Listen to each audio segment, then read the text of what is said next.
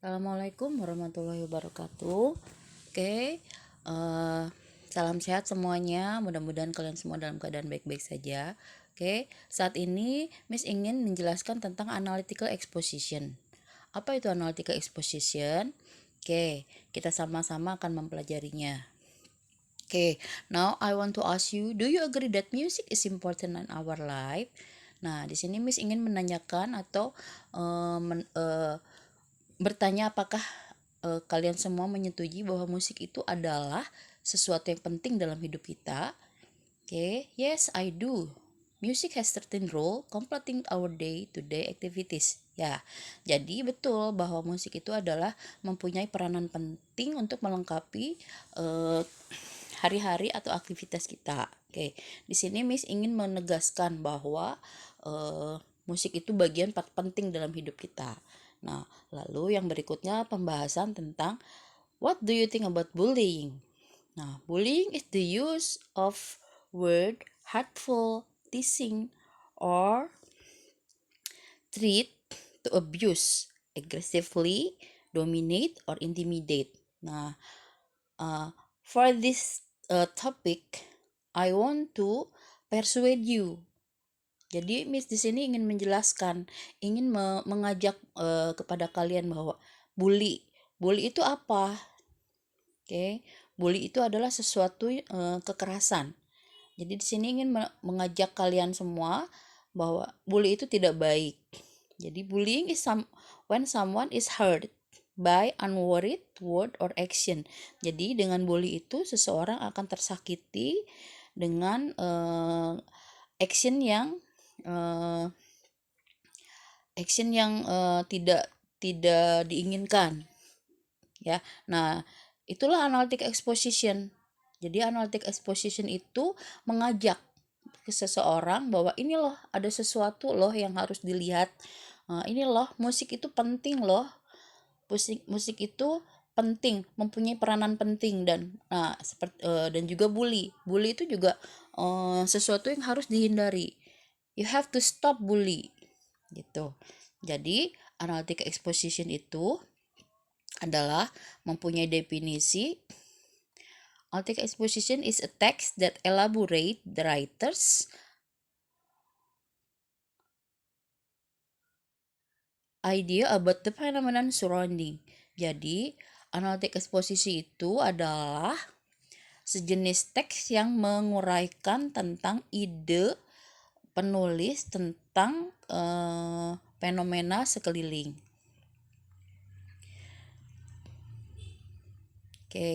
Dari pemikiran tersebut, analytika itu berisi pemikiran penulis tentang hal-hal yang terjadi di sekitar, baik benda, kejadian, atau tempat. Dan setiap teks itu mempunyai social function. Apa itu social function dari analytica exposition? Seperti tadi dijelaskan, bahwa tadi Miss menjelaskan bahwa you have to stop bullying. Bullying is a kind of harsh action. Nah, di sini Miss ingin mengajak bahwa kalian harus memberhentikan tindakan bully. Jadi social function dari analytic exposition itu adalah to persuade the reader that the idea is important matter. Untuk mengajak si pembaca bahwa ada sesuatu loh ini yang penting begitu. Seperti halnya Miss ingin mengajak pada kalian semua, smoking should be banned for several reasons. Why? Nah, di sini Miss ingin memberi penegasan, ingin mengajak kalian semua bahwa merokok itu tidak baik, merokok itu harus dihapuskan dengan beberapa alasan. Ada juga tema berikutnya, the importance of having breakfast. Pentingnya mempunyai atau pentingnya melakukan sarapan. Analytical exposition juga mempunyai generic structure seperti teks-teks berikutnya. Generic structure dari analytic exposition itu adalah tesis, argument, dan reiteration. Apa itu tesis? Tesis ini adalah bagian merupakan topik utama yang ingin kamu utarakan. Jadi di sini mempunyai peranan penting dalam teks analytic exposition. Lalu berikutnya ada argument, pendapat untuk mendukung topik utama. Pendapat mendukung tesis. Lalu berikutnya ada reiteration. Reiteration is like a reinforcement. Conclusion that reinforce the idea. Jadi melakukan penegasan kembali posisi dan pendapat penulis terhadap topik utama. Oke, sekarang kita lihat contohnya.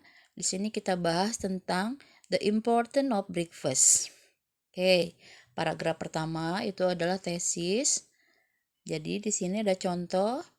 Some people prefer to skip breakfast and use the morning time for other activities. Jadi beberapa orang itu lebih memilih untuk skip breakfast dan menggunakan waktu paginya itu untuk melakukan aktivitas lain. Oke. Seperti daily routine is not good for us. Jadi mereka beranggapan bahwa daily pattern itu nggak bagus buat kita. Nah, sebetulnya breakfast has some beneficial effect for us. Jadi sebetulnya breakfast itu mempunyai beberapa keuntungan yang baik untuk kita. Yang pertama yaitu, sekarang kita lihat berikutnya argumen. Argumen itu ada dua, ada di sini dinyatakan oleh firstly sama secondly. Kita lihat sekarang bagian yang pertama, yaitu having breakfast help us prevent overeating. Jadi sarapan itu membantu kita menjaga kita overeating, makan yang berlebihan. People who had breakfast in the morning will keep their metabolism stable and prevent them to consuming excessive calorie for the entire day. Nah, di sini dinyatakan bahwa pada argumen pertama dinyatakan bahwa breakfast itu menjaga kita dari overeating. Lalu orang yang sarapan pagi di pagi hari itu akan menjaga metabolisme mereka stabil dan menjaga mereka makan yang berlebihan, mendapatkan kalori dari keseluruhan hari gitu. Nah, apa yang dinyatakan pada argumen kedua? Secondly, breakfast may prevent ulcer pain. Nah, ini ada berkaitan dengan penyakit usus. Sarapan juga menjaga kita menderita dari penyakit usus tersebut. Breakfast will keep the stomach filled with food. Jadi sarapan juga membuat perut kita terpenuhi dengan makanan sehingga kita bisa menetralisir asam lambung. Nah, sekarang kita lihat reiterationnya. In conclusion, breakfast is important to keep us healthy and energized to start the day. Nah, kesimpulannya, breakfast itu menjaga kita tetap sehat dan berenergi untuk memulai hari. Nah, di sini si penulis berusaha mengajak kita sebagai pembaca mengetahui bahwa bagaimana sih pentingnya breakfast itu, begitu. Sehingga kita akan terpengaruh nih, kita tidak akan skip lagi untuk breakfast. Oke. Lalu ada lagi di sini the importance of reading. Nah, kita lihat di sini tesisnya. The important reading. I personally think that reading is important activity in our life. Nah, why do I say so? Nah, di sini dinyatakan itu tesisnya. Si penulis berusaha meyakinkan kita, berusaha mengajak kita bahwa membaca itu adalah aktivitas yang penting dalam kehidupan kita. Mengapa demikian? Nah, di sini dia memberikan beberapa argumen. Ada firstly, ada secondly, thirdly, fourthly. Nah, di sini si penulis memberikan 4 argumen betapa pentingnya itu dalam membaca. Oke, lalu di kalimat terakhir, di paragraf terakhir, nah di paragraf ke-6 itu dia menyatakan, menegaskan kembali tuh reiterationnya bahwa it is obvious that everyone needs to read.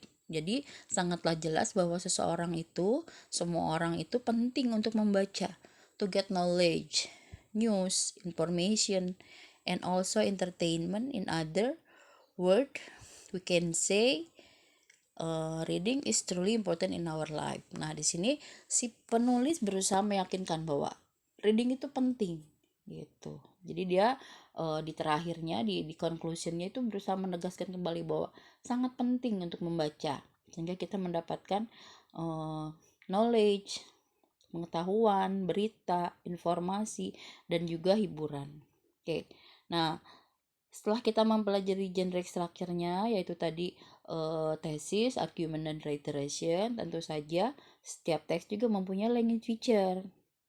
Okay, can you analyze the what is the language feature of the text? Okay, di sini kita lihat dari dua reading tadi yang dibaca, itu ada the importance of breakfast sama the importance of reading.